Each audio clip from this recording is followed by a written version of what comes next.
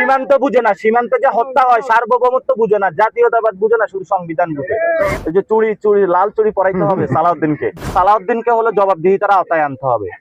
উনি হলো নার্কোটিক্স এর সাথে জড়িত আছে, নাহলে বাংলাদেশে নার্কোটিক্স আসে কিভাবে? সরকারের যারা অনেক এমপি আছে তারা মাদক ব্যবসার সাথে জড়িত। পররাষ্ট্রমন্ত্রী ওই দুজনে হলো, ওনাদেরকে চুরি পরিয়ে রাখা দরকার। সরকারকে আমরা বলবো, আপনি যদি সত্যিকারের জাতীয়তাবাদী হয়ে থাকেন তাহলে আপনি সীমান্ত রক্ষা আপনার প্রধান কর্তব্য। ব্রাহ্মণবাড়িয়ার কসবা উপজেলায় এখানে আমরা এসেছি, একজন কলেজ ছাত্রকে রাতের বেলা ভারতীয় খুনি বাহিনী ধরে নিয়ে হত্যা করেছে। এবং সেখানে আমরা ঘটনাস্থলে এসে যেটা বর্ণনা পেয়েছি, চোরা কারবারি যারা করে তারা তাদের একটা রুট বন্ধ করে দেওয়া হয়েছিল, তো তারা অন্য রুট চেক করার জন্য তাকে নিয়ে গিয়েছিল এবং সেখানে হলো এই নিরাপদ লোকটা তাদের কারণে হত্যাকাণ্ডের শিকার হয়েছে। আমরা এই বক্তব্য হলো ওনাদের ফ্যামিলি থেকে পেয়েছি। তো যে বিষয়টা হলো, আপনি যদি অপরাধ করে থাকেন তাহলে অপরাধের জন্য হলো দেশের আইন আদালত কানুন রয়েছে, সেটা তো হবে। আর যদি আপনি কোনো অপরাধও করে থাকেন, ডিরেক্ট গিয়ে যদি আপনাকে কেউ খুন করা হয়, তাহলে বোঝা যাচ্ছে বাংলাদেশে কোনো আইন বিচার আদালত এবং ভারতেও কোনো বিচার আদালত বলে কোনো কিছু নাই। এই জন্য আমরা সরকারকে আহ্বান জানাবো, যদি অতি দ্রুত সীমান্ত হত্যার উদ্যোগ নিন, বন্ধের উদ্যোগ নিন, এবং যে শহীদ ফ্যামিলিগুলো রয়েছে সীমান্তে সেগুলোর সাথে সাক্ষাৎ করুন। এখানে স্কুল কলেজ ইউনিভার্সিটি নির্মাণ করুন, যাতে এই মানুষজনের জীবন জীবিকা নিশ্চিত হতে পারে।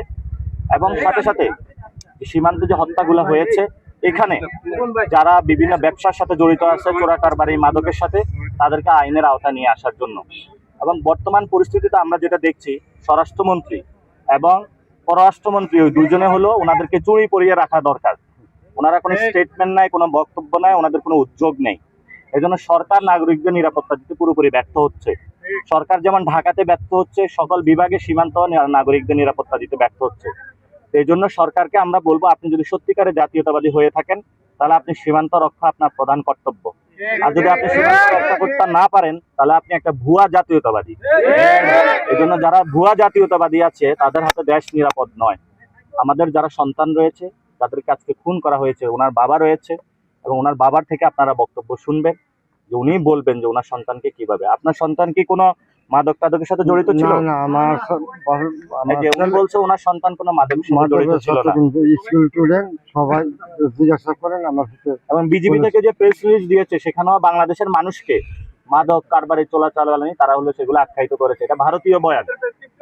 আমরা বলবো বিজেপিকে ভারতীয় বয়ান থেকে সরে আসার জন্য। আগে যখন ছিল পিলখানা হত্যাকাণ্ডের আগে, তখন হলো বিএসএফ মারা যাইতো, সে বড়াইবাড়ির যে যুদ্ধ হয়েছিল সেটা আমরা জানি। এখন হলো পিলখানা হত্যাকাণ্ডের পরে এই বাহিনী মেরুদণ্ড ভেঙে দেওয়া হয়েছে। আমরা আশা করব এই বাহিনীকে নতুন করে পুনর্গঠনের জন্য এবং নতুন উপযুক্ত ট্রেনিং এর মধ্য দিয়ে সীমান্তকে রক্ষা করার জন্য। আপনারা রোড মার্চের ঘোষণা দিয়েছেন, যদি আমরা বলেছি যে হলো, যদি আমরা সরকার গঠন করি, ইনশাল্লাহ আমরা সীমান্তবর্তী পুরো এলাকা জুড়ে অনেকে রোড বানায়, আমরা হলো এখানে খাল খনন করব, যাতে ওই পার থেকে খন্দকের যুদ্ধের মতন যাতে কেউ ওই পার থেকে এপারে কোনো মাদক বাংলাদেশে আর না পাঠাতে পারে, কারণ যুব সমাজকে নষ্ট না করতে পারে। এবং সরকারকে বলবো যে আপনি এখানে আইসা মাদক ধ্বংস করুন। ভারতের যে ফ্যাক্টরিগুলো রয়েছে সীমান্তে, তারা প্রচুর মাদকের ফ্যাক্টরি স্থাপন করেছে, এবং এগুলো তো অনেক পার্লামেন্টারিয়ান মেম্বারও এই ব্যবসার সাথে জড়িত। সরকার পার্লামেন্টে ঢুকার আগে এগুলার হলো মাদক খেয়ে আসছে না কিনা সেগুলো হলো চেক করানো আগে দরকার, তাহলে হবে।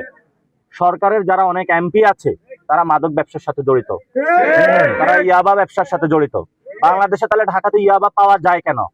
পোলাপানের কাছে গাঞ্জা পাওয়া যায় কেন? ফেন্সিডিল পাওয়া যায় কেন? সরকারের যারা এমপি আছে, স্বরাষ্ট্র বিভাগ আছে, তাহলে তারাও এটার সাথে জড়িত আছে। এই জন্য সালাউদ্দিনকে হলো জবাবদিহিতার আওতায় আনতে হবে। উনি হলো নার্কোটিক্স এর সাথে জড়িত আছে, নাহলে বাংলাদেশে নার্কোটিক্স আসে কিভাবে, সেটা আমাদের প্রশ্ন। আমরা বলেছি যদি সীমান্ত হত্যা আরো বাড়ে, সরকার যদি উদ্যোগ না নিতে পারে, আমরা সীমান্তের দিকে লং মার্চ দিব ইনশাল্লাহ, বাংলাদেশের সবাইকে নিয়ে দেখবো আমাদের কে ঠেকায় তারা। এবং সরকারকে বলবো এর আগে আপনারা উদ্যোগ গ্রহণ করুন, যাতে আপনারা সীমান্ত হত্যা কমিয়ে নিয়ে আসতে পারেন। এবং কয়েকদিন আগে একজন সাংবাদিককে খুন করা হয়েছে, এখানে সাংবাদিকও নিরাপদ না, স্কুল কলেজ ছাত্র নিরাপদ না, কোনো নাগরিক নিরাপদ না, তাহলে বাংলাদেশের মানুষ কোথায় নিরাপদ? এটা সরকারের কাছে প্রশ্ন আমাদের। আমি আজকে আসার পথে অনেক জায়গায় আমাকে বাধা দান করা হয়েছে, আপনি 3 জন যাইতে পারবেন, 4 জন যাইতে পারবেন। আমি তো বাংলাদেশে দাঁড়িয়ে আছি, আমার যেটা ইচ্ছা সেটা আমি ঘুরবো, যেটা ইচ্ছা সেটা আমি যাব।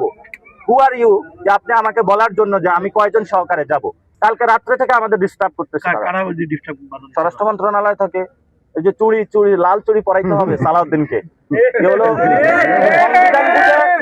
সীমান্ত বুঝে না, সীমান্তে যে হত্যা হয় সার্বভৌমত্ব বুঝে না, জাতীয়তাবাদ বুঝে না, শুধু সংবিধান বুঝে। এগুলো হলো ভুয়া সাংবিধানিক, এগুলো হলো ভুয়া জাতীয়তাবাদী। এই জন্য তাদেরকে বলবো বাংলাদেশের পক্ষে আসুন দ্রুত। ধন্যবাদ। আসসালামু আলাইকুম।